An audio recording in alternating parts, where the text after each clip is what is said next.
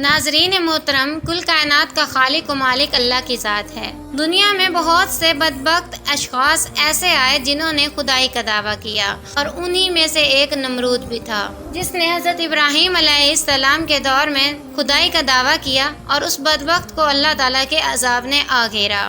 بسم اللہ الرحمن الرحیم۔ نمرود بابل کا بادشاہ تھا۔ علماء کے مطابق جن 4 بادشاہوں نے پوری دنیا پر حکومت کی، نمرود ان میں سے ایک ہے۔ ان 4 میں سے 2 مومن تھے اور 2 کافر۔ مومن ذوالقرنین اور سلیمان علیہ السلام ہیں، اور کافر نمرود اور بدبخت نصر ہیں۔ نمرود مسلسل 400 سال تک بادشاہ رہا۔ اس نے سرکشی، ظلم اور تکبر کا راستہ اختیار کیا اور آخرت کی بجائے دنیا کا حصول پیش نظر رکھا۔ جب حضرت ابراہیم علیہ السلام نے اسے اللہ وحدہ لا شریک کی عبادت کی دعوت دی تو اس نے جہالت اور گمراہی کی وجہ سے خالق کا انکار کر دیا۔ چنانچہ حضرت ابراہیم علیہ السلام نے اس سے بحث کی، لیکن وہ مردود خدائی کا دعویٰ کرنے لگا۔ حضرت ابراہیم علیہ السلام اور نمرود کے درمیان مناظرہ اس دن ہوا جس دن وہ آگ سے نکلے۔ اس سے پہلے ان کا آمنا سامنا نہیں ہوا تھا۔ جس دن وہ اکٹھے ہوئے اس دن یہ مناظرہ واقع ہوا۔ حضرت ابراہیم علیہ السلام نے فرمایا، میرا رب زندہ کرتا ہے اور مارتا ہے۔ اس نے کہا،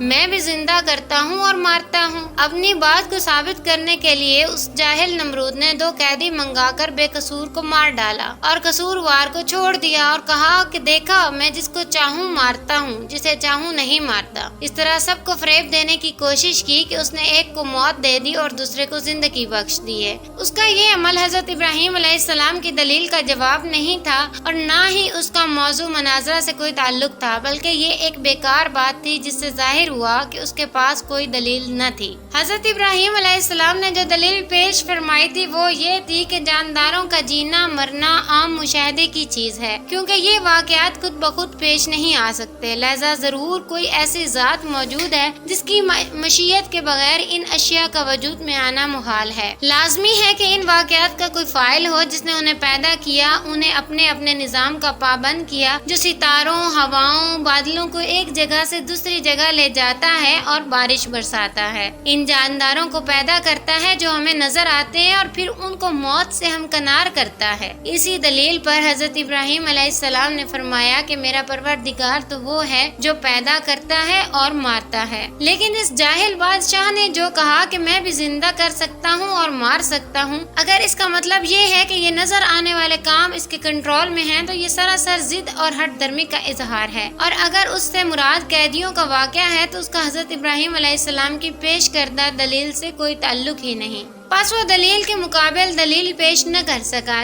چونکہ بحث میں نمرود کی شکست کا یہ پہلو ایسا ہے جو کہ حاضرین یا دوسرے لوگوں میں سے بہت سے افراد کی سمجھ میں آنے والا نہیں تھا۔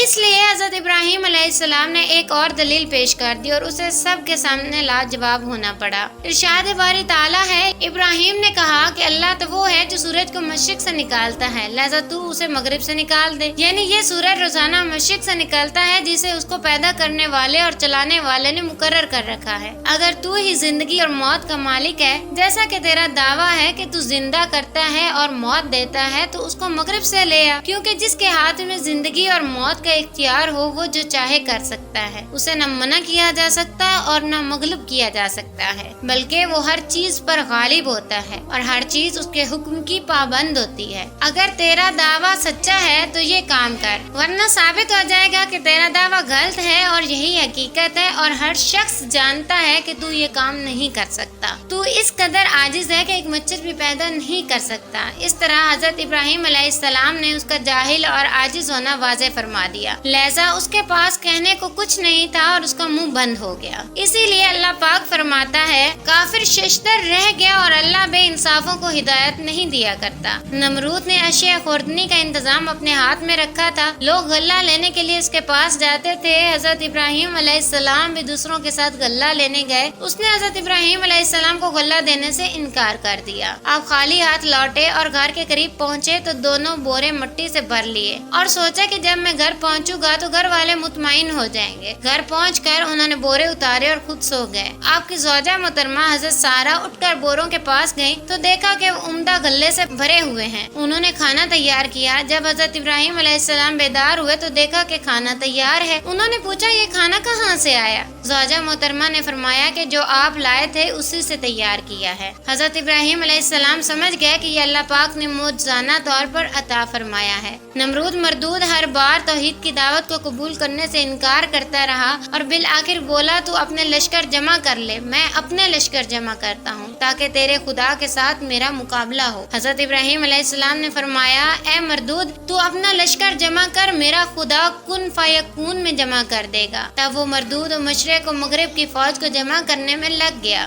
حضرت ابراہیم علیہ السلام نے آخری بار بھی اس کو ہدایت کی دعوت دی، لیکن اس مردود نے کہا کہ مجھے تیرے خدا کی کچھ حاجت نہیں۔ حضرت ابراہیم علیہ السلام نے آخری بار بھی اس کو ہدایت کی دعوت دی، لیکن اس مردود نے کہا کہ مجھے تیرے خدا کی کچھ حاجت نہیں۔ اس وقت حضرت ابراہیم علیہ السلام نے دعا مانگی کہ اے مالک، یہ ملعون نافرمان تیرے ساتھ مقابلہ کرنا چاہتا ہے، اس کو ہلاک کر۔ تیری مخلوق میں مچھر ادنا اور ضعیف ہے اور کئی جانوروں کی خوراک بنتا ہے۔ میں تیری رحمت سے اس مچھر کو مانگتا ہوں کہ وہ اس مردود کا خاتمہ کرے۔ بس ان کی دعا قبول ہوئی۔ نمرود نے اپنی فوج کو میدان میں اکٹھا کیا اور حضرت ابراہیم علیہ السلام سے کہا کہ اگر تیرا خدا چاہے تو زمین کی حکومت ہم سے چھین لے، مگر اس سے پہلے میری فوج کا مقابلہ کرے۔ حضرت ابراہیم علیہ السلام نے اس سے کہا کہ مردود دیکھ، میرے خدا کی فوج آ گئی ہے۔ نمرود نے دیکھا کہ مانند ابر سیاہ ہوا پر کچھ چلا آتا ہے۔ یہ دیکھ کر لشکر میں ہلچل مچ گئی، مچھروں کا شور پھیل گیا اور اس مردود کا سارا جوش و خروش جاتا رہا۔ یوں اللہ پاک نے اس لشکر پر مچھر مسلط کر دیے، انہوں نے ان کا گوشت اس طرح کھا لیا کہ صرف ہڈیاں باقی رہ گئیں۔ ایک مچھر اس پلید نمرود کی ناک میں گھس گیا اور دماغ میں جا کر اس کا مغز کھانے لگا۔ مردود اس عذاب میں گرفتار ہوا کہ جس کا چارہ کچھ نہ ہو سکا۔ وہ ہر کسی سے سر پر لکڑی یا ہتھوڑا مرواتا جس سے مچھر کچھ پل دم لیتا اور اس کو چین آتا۔